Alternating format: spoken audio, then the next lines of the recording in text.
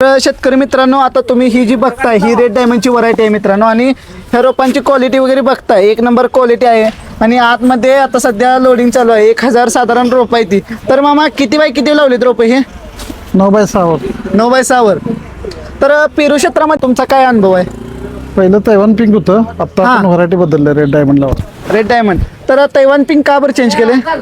Red डायमंडचा दर चांगला आहे, हा व्हरायटी चांगलं आहे. हा, असं म्हणते रेड डायमंडला सेटिंग होत नाही, काय खरं आहे काय? थोडं टेम्परेचर जास्त हाय असलं तरच प्रॉब्लेम येतो, नाही तर टेम्परेचर कमी असेल तर व्यवस्थित असेल तर काय अडचण येत नाही. हां, तर शेतकरी मित्रांनो, ह्यांचं असं म्हणणं आहे की टेम्परेचरमध्येच फक्त प्रॉब्लेम येऊ शकतो आणि नाहीतर काय प्रॉब्लेम येणार नाही. तर मामा, एकंदरीत फळबागेत जर विचार केला तर पेरूचं पीक चांगलं आहे का?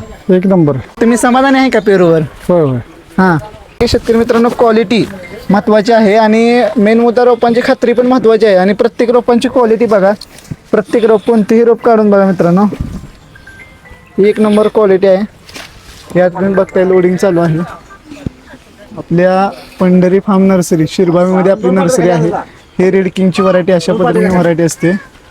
तर शेतकरी मित्रांनो, तुम्हाला सुद्धा अशीच नवीन नवीन पेरूची लागण करायची आणि अशीच नवीन नवीन माहिती पाहिजे असेल तर आजच आपल्या पंढरी फार्म नर्सरीशी संपर्क